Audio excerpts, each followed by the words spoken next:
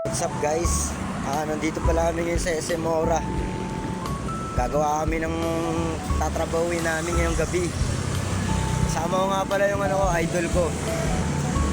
Sinama niya ako ngayon para meron siyang katulong sa gagawin namin project. Yeah, great Pau.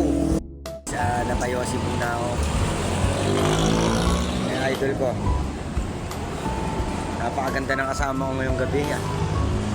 May boyfriend na kaya to? Sobrang muna tayo para medyo may energy tayo mamaya. Mag-install kami ng TikTok. Yeah. So ayun guys, yan naglalag na kami yan guys. Papunta na kami dun sa taas. Nasa basement kasi kami yan.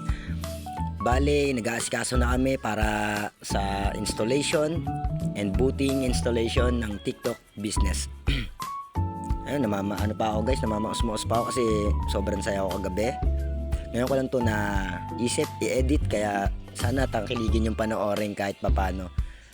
Kasi hanggat may naniniwalang isa, pagpapatuloy ko tong kalokohan ko na to. Hindi naman to kalokohan guys na matuturing, pero isa tong magiging memories ko balang araw.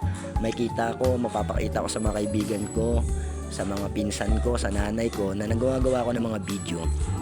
Hindi para ma-brag kayo guys na ang sa akin lang naman, gusto ko mag-inspire ng mga aspirant tao, na mga people, na mga willing matuto, willing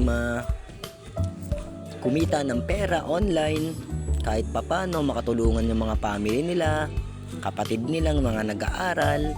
Yan guys, sa puntong yan guys, nagpipiling na ako yan, supervisor.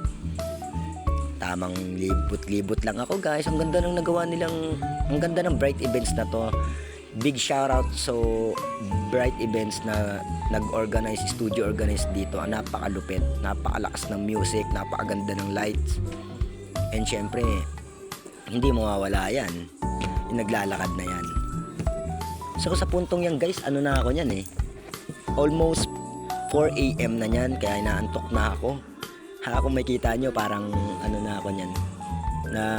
Lilito na ako, saan ako pupunta, nagpapanggap na akong bisor. Minsan nga gusto ko na lang maging kulangot guys para bibilugin na tapos papatalsikin na lang sa gilid. Yo, anyway guys, yung buhay kasi ngayon hindi tungkol kung sino ka o nasaan ka ngayon. Ang importante, gumagalaw ka, kinikilusan mo, nagtatrabaho ka, walang masama doon. Basta manalig ka lang kay Lord na nagbigay sa iyo ng kakayahan na yan. Thank you Lord for this time. Kala ko madilim pa.